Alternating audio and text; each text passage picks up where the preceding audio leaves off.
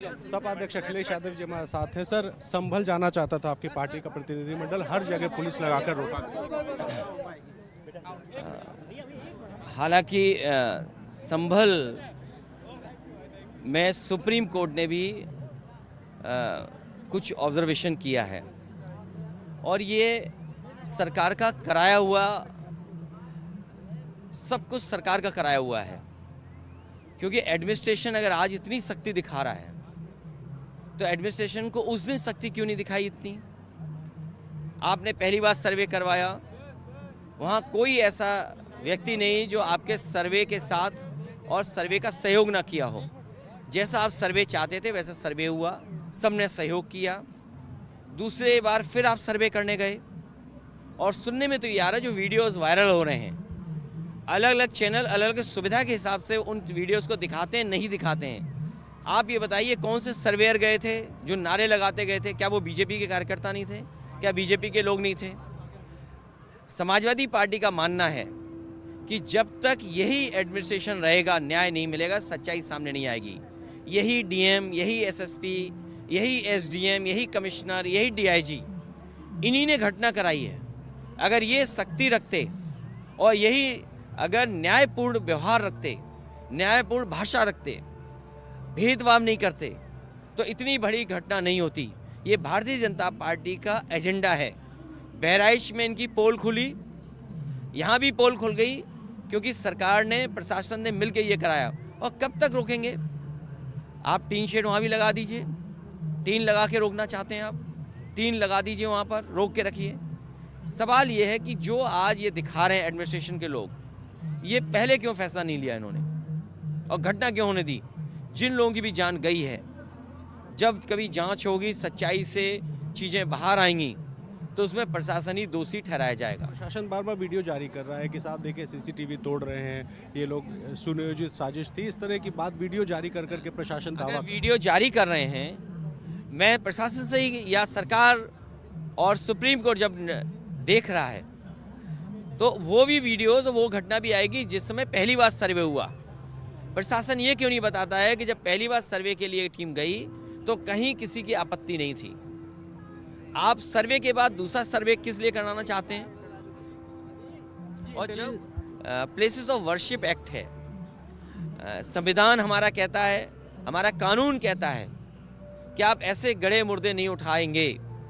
आपकी अपनी parental organisation ये कहती है, जिस ऑर्गेनाइजेशन के इशारे पे आप लोग चलते हैं, वो ऑर्गेनाइजेशन ये कहती है कि हमें इन सब चीज़ों में नहीं उलझना चाहिए।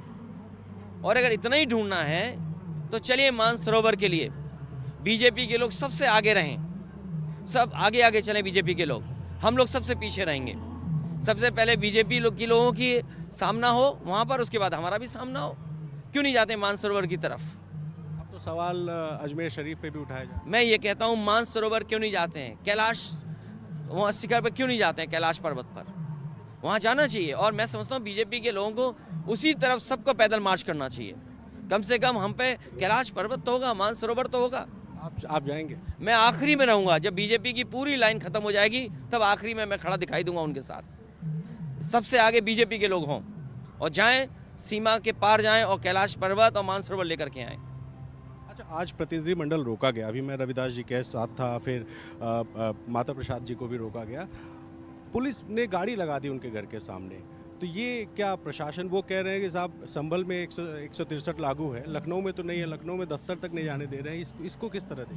ये इनका काम करने का तरीका यही है।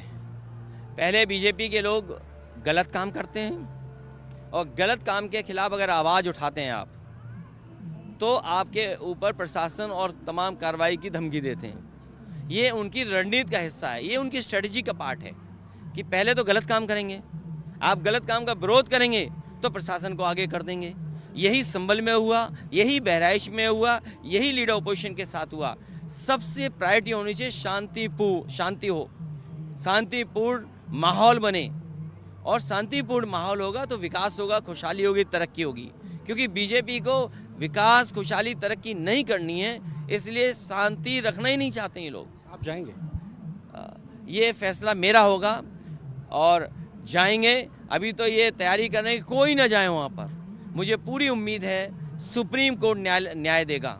इनकी बदनामी हुई बहराइच में, इनके विधायक को ही एफआईआर लिखानी पड़ी बीजेपी के कार्यकर्ता पर, ये बात छिपी नहीं है। लेकिन सवाल ये नहीं है, हम लोगों के साथ अलग तरह की परिस्थितियां हैं, मीडिया भी उनके साथ है, अखबार भी उनके साथ है, जो कुछ हम पर है वो थोड़ा बहुत सोशल मीडिया है जो कभी कभी सच्चाई दिखाता है, वरना बहुत भार है हमारे अखबार वालों पर, टीवी वालों पर, वो सच्चाई नहीं दिखा सकते।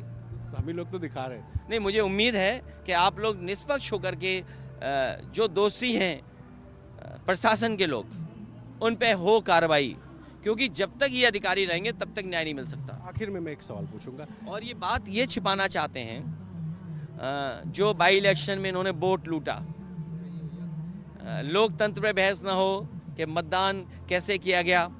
कौन नहीं जानता कुंदरकी में किस तरीके से फ्लैग मार्च हुआ, वहाँ के पुलिस कप्तान ने किस किस से धमकाया, वहाँ के डीएम ने किस किस को धमकाया, कोटेदार को लेकर के औरों को, कमिश्नर का रोल क्या था। ये तमाम वो चीज़ें हैं जिसको छिपाना चाहते हैं। ये जितने भी परिणाम आए बाई इलेक्शन, मैं ना कहूँ, आप मत ना कहो, आपका कैमरा सच बोलता है, क्योंकि कैमरा वही देखेगा वही दिखाएगा, जो देखेगा वही दिखाएगा। अगर कैमरे ने देखा होगा कि यहाँ पर पुलिस ने वोट रोका है, तो कैमरा कुछ फिल्टर नहीं कर सकता, हम और आप फिल्टर कर सकते हैं चीज़ें। तो आपके कैमरे ने देखा है कि वोट लूटा गया बाई इलेक्शन में। आखिर सवाल, ये जो भी हुआ है ये प्लान था, आप कह रहे हैं सरकार की तरफ से? ये प्लान इसलिए था क्योंकि पहले 19 तारीख को सर्वे हुआ, और जब 19 तारीखों की घटना नहीं हुई दोबारा कर दी इन्होंने सर्वे। आखिरकार किसके आदेश पे सर्वे के बाद सर्वे, और जब सर्वे की टीम गई तो वो क्या नारे लगाती गई। आपको बहराइच से नहीं सीखना चाहिए था? बहराइच में आप बताइए डीजे पे क्या गाने बज रहे थे, आप खुद जानते हैं ये बात। आपका हर मीडिया का सदस्य जानता है कि जो डीजे पे गाने बज रहे थे, बीजेपी के कार्यकर्ताओं ने अन्याय किया था, उसके बाद घटना घटी। घटना के बाद सबसे पहला आदमी मैं ही था। और आपको पता होगा कि क्या घटना के कारण थे। पुलिस ने क्यों नहीं इंतजाम किया, पुलिस ने क्यों बाद में कार्रवाई की पुलिस पर?